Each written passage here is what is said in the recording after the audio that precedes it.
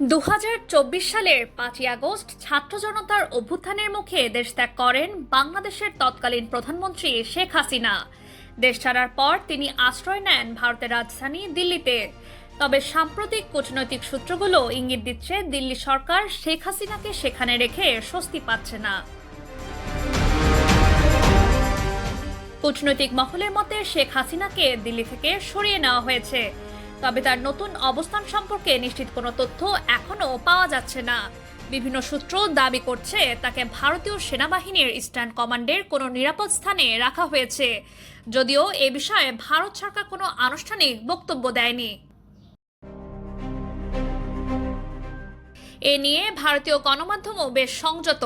কিছু গণমাধ্যম জানিয়েছে শেখ হাসিনার পাসপোর্ট না থাকলেও ভারত সরকার সাময়িকভাবে তার ভিসার মেয়াদ বাড়িয়েছে। তবে ভারত তাকে স্থায়ী রাজনৈতিক আশ্রয় দিতে চাইছে না এবং তৃতীয় কোনো দেশে পাঠানোর চেষ্টা করছে। Nousin Taslim Rahman, Dhaka West news.